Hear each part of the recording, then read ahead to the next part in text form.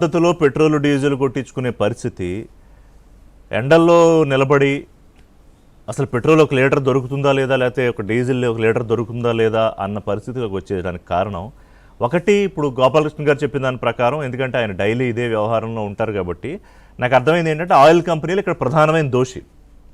But having said this, ఈ మొత్తం పరిస్థితిని ఫోర్సీ చేయలేకపోయిందా అధికారులు, అంటే ఆ శాఖకి సంబంధించిన అధికారులు? ఇటువంటి పరిస్థితి వస్తుంది ఎందుకంటే ఒక 15 రోజుల క్రితం 10 రోజుల క్రితం తెలంగాణలో కూడా సేమ్ సిచ్యుయేషన్ వచ్చింది. ముందు అడ్వాన్స్లు ఇవ్వకపోవడమో, లేకపోతే బకాయిలు కట్టకపోవడమో, సప్లై ఆపేయడం ఆయిల్ కంపెనీలు, మళ్ళీ దాన్ని ఏదో చేసుకోవడం. మరి ఇలాంటి దాన్ని ఎందుకు ముందుగా గమనించలేకపోయారు? ఆయిల్ కంపెనీలతో పాటు ఇక్కడ అధికారుల ప్రాబ్లం కూడా లేదా? లేకపోతే మీ సివిల్ సప్లైస్ కార్పొరేషన్కి సంబంధించి అధికారులు, లేకపోతే డైరెక్టర్గా మీరో, లేకపోతే ఇంకొకళ్ళు దీనికి ఎంతో కొంత బాధ్యత కాదా? ముందుగా మీకు ప్యానల్ ఉన్నటువంటి పెద్దలందరికీ హృదయపూర్వక నమస్కారం. తప్పకుండా మీరు మాట్లాడింది అక్షర సత్యం.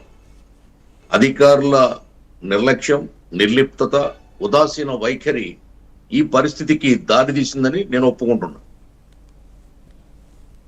బాధ్యత లేకుండా అధికారులు ముందు చూపు లేకుండా వ్యవహరించడం వల్ల, పట్టించుకోకుండా ప్రజల ఇబ్బందుల్ని వాళ్ళు అంచనా వేసి కూడా ఉదాసీనంగా ఉండడం వల్ల ఈ పరిస్థితి దాపురించింది. యుద్ధం వచ్చింది అని ప్రపంచం అంతా మేల్కొంది, అప్రమత్తమైంది. ఆయిల్ ప్రాబ్లం వస్తుంది, గ్యాస్ ప్రాబ్లం వస్తుందని మీ ఛానళ్ళన్నీ కూడా, మీడియా అంతా కూడా కోడైకి వస్తుంది. అయినా అధికారులు ఇవి పట్టించుకోవట్లేదు. సందట్లో సడేమియా అన్నట్టుగా కంపెనీలు కూడా గంటకు ఒక కొత్త నిబంధన పెడుతూ, వాళ్ళు చెప్పకుండా, ముందస్తు ఇన్ఫర్మేషన్ లేకుండా ఆయిల్ కంపెనీలు కూడా వాళ్ళు లేనిపోని షరతులు మార్చేస్తున్నారు, రూల్స్ మార్చేస్తున్నారు, కొత్త షరతులు పెడుతున్నారు. పాత బకాయి కోసం ఇప్పుడు ముక్కుపిండి వసూలు చేసే పరిస్థితి కంపెనీలు ఎందుకు చేయాలండి?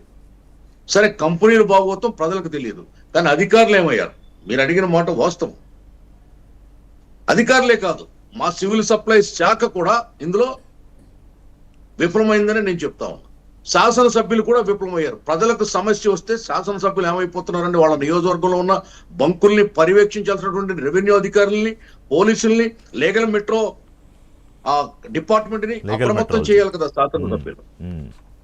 ఇది జరగలేదు.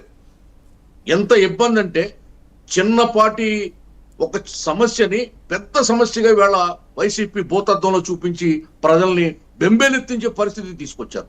ప్రభుత్వాన్ని నిందల పాలకు గురి చేస్తున్నారు, ప్రభుత్వానికి అప్రతిష్ట తీసుకొస్తున్నారు. సరే, ఇప్పుడు వాళ్ళు ఏదో ఒక ప్రాబ్లం వస్తుందా అని వెయిట్ చేస్తున్నారు, ఇంకొచ్చినప్పుడు ఆగుతారా? ఇంత ఉన్నదాన్ని ఇంత పెద్దది చేస్తారు. ఎస్, సాక్షాత్తు ముఖ్యమంత్రి గారు రంగంలోకి దిగాలండి. ఇది ఎందుకండి? ఈ వ్యవస్థ అంతా ఎందుకండి? ఈ కలెక్టర్లు ఎందుకు, జాయింట్ కలెక్టర్లు ఎందుకు, ఈ సివిల్ సప్లైస్ అధికారులు ఎందుకు? అసలు ప్రజలకి ఎంత బాధ కలిగినా కూడా పట్టించుకునే నైజం అధికారుల్లో కొరవడిపోతుంది రోజు రోజుకి. కూడా స్పందించాలి కదండి, స్పాంటేనియస్ గా అధికారి స్పందించాలి. చూడండి సార్, ట్రాఫిక్ పోలీస్ తప్ప హెల్మెట్ కోసమో, లైసెన్స్ కోసమో, దీనికోసం వాళ్ళు చెక్ చేస్తారు రోడ్ల మీద. ఎప్పుడైనా నా జీవితంలో ఇప్పటి వరకు పెట్రోల్ మొత్తం ఒక అధికారి వచ్చి తనిఖీ చేయడం చూడాల. పైగా ఇది సమ్మర్ సీజన్ అండి. మా ఏరియాలో, కోస్టల్ ఏరియాలో, ముఖ్యంగా ఈ ఉమ్మడి తూర్పుగోదావరి జిల్లాలో అగ్రి అండ్ ఆక్వా కల్చర్ విపరీతంగా ఇప్పుడు ఆయిల్ అవసరం వాళ్ళకి. చాలా విరివిగా కొంటారు. ఒక పక్క కోతలు మొదలైనవి, దానికి ఆయిల్ కావాలి, మిషన్ ద్వారా కోతలు జరుగుతున్నాయి. అలాగే ఆక్వా కల్చర్ కూడా విపరీతంగా ఆయిల్ వాడుకుంటుంది. దీంతో పాటు వాణిజ్య వినియోగదారులు కూడా బంకుల్లో పెట్రోల్ పట్టుకెళ్ళి ఈ కొరతకు కారణమవుతున్నారు. ప్రైవేట్ లో బంకుల్లో డీజిల్ ఉండట్లేదు, పెట్రోల్ ఉండట్లేదు. ప్రైవేటు వ్యక్తుల దగ్గర నల్ల బజార్లో ఎంత కావాలో అంత దొరుకుతుంది. నాకు డీజిల్ లేదంటే, నేను సివిల్ సప్లై డైరెక్టర్, నాకు లేదు. నేను ఫోన్ చేస్తే బంకుల్లో ఎక్కడా లేదంటే, ఒక ప్రైవేట్ అతని దగ్గర ఉంది, ఎంత కావాలో అంత ఇస్తామని చెప్పి నాకు చెప్పాడు. పంపించండి, కారు పంపించండి సార్, మీరు ఫుల్ చేసి పంపుతానని చెప్పాడు. ఏమిటి సార్ ఇది అసలు? అంటే అదే కాదు, అసలు అంటే ఒక పెద్ద మాఫియా పనిచేస్తోంది. వ్యవహారంలో పెద్ద మాఫియా పనిచేస్తోంది. ఈ మాఫియా తోటి అధికారులు అంటకాగుతున్నారు అనేది నాకు అనుమానంగా ఉంది సార్. లేకపోతే అధికారులు ఎందుకు ఇంత నిర్లిప్తంగా ఉన్నారు, ఇంత ఉదాసీన వైఖరితో వాళ్ళు వ్యవహరిస్తున్నారు? ఇది ఇది ఖచ్చితంగా సీఎం గారు నిన్న ఈ ప్రెస్ టెలికాన్ఫరెన్స్ పెట్టకపోతే ఈ వేళ పరిస్థితి ఇంకా దారుణంగా ఉండేది. ఇందాక ఆయన గోపాలకృష్ణ గారు చెప్పినట్టుగా నాకు తెలిసి ఈ రోజు మధ్యాహ్నం 1 గంట 2 గంటలకల్లా సమస్య ఇప్పుడు మన దాంట్లో కింద స్క్రోలింగ్ చూస్తున్నాం కదా, అనేక చోట్ల నో స్టాక్ బోర్డులు దర్శనమిస్తున్నాయి బంకుల దగ్గర.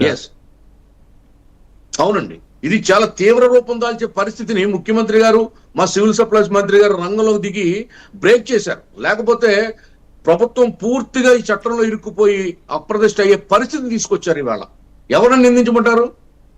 ఇప్పుడు ప్రైవేట్ డీలర్లను, లేకపోతే బంకు యజమానులను, లేకపోతే ఆయిల్ కంపెనీలను నిందించే అవసరం మనకేముంది సార్? అధికారులు ఎందుకు లక్షల్లో జీతాలు పుచ్చుకుని ప్రజలకు సేవ చేయాల్సినటువంటి అధికారులు ఎందుకు నిర్లిప్తంగా ఉన్నారనేది బాధేస్తుంది నిన్న నుండి కూడా.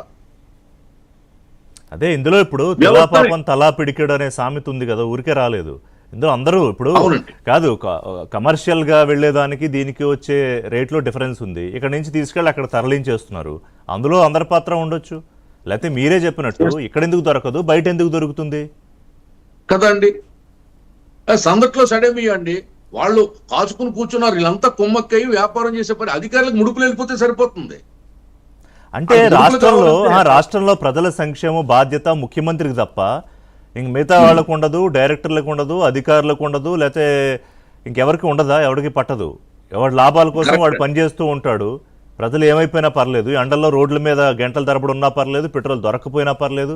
నేను ఒకడు సైకిల్ మీద వచ్చి బాబు నాకు లీటర్ పెట్రోల్ కొట్టండి అని డబ్బా వచ్చి అడుగుతున్నాడు.